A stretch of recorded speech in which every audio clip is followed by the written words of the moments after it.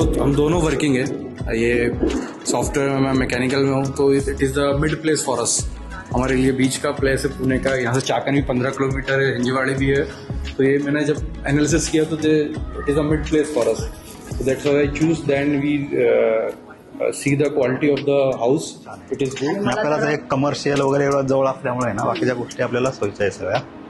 खूपच छान. आणि दुसरं म्हणजे काय की म्हातारपण पण चांगलं जाईल, मंदिर पण आहे खाली. ओव्हरऑल एलेक्सिस बद्दल आम्हाला तर एक चांगलाच अनुभव आलेला आहे आणि ॲक्च्युली हा आमचा इथलचा 3rd फ्लॅट आहे. आणि ओव्हरऑल ॲम्युनिटीज ह्या बिल्डिंग आणि या सोसायटीबद्दल सांगितलं तर ऑसम आहे. Gardens, childrens play area, senior citizen club, even the gym जे चिल्ड्रन्ससाठी पाहिजे, मुलांसाठी, आणि स्विमिंग पूल, आणि ओव्हरऑल एक्सपिरियन्स गुड. ते एक गोष्ट आहे. आणि दुसऱ्या गोष्टीची आता आपण म्हणतो की क्राऊड भरपूर वाटतो आपल्याला, की आता एवढा मोठा क्राऊड आहे, आता सर्व्हिस कशी मिळणार किंवा ॲम्युनिटीज व्यवस्थित मेंटेन होणार का. त्या सर्व ॲम्युनिटीज अजूनही मेंटेन्ड आहे. गेल्या 8 वर्षापासून आम्ही बघतोय. त्यामुळे आम्ही आता 2nd फ्लॅट, ऑब्व्हियसली हे सगळ्या गोष्टी बघूनच आम्ही 2nd फ्लॅट घेतला, किंवा मग आम्ही दुसरीकडे पण घेऊ शकलो असतो.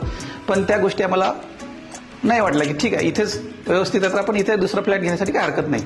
हे घेता घेता आम्ही 3 प्रॉपर्टी बुक केले होते.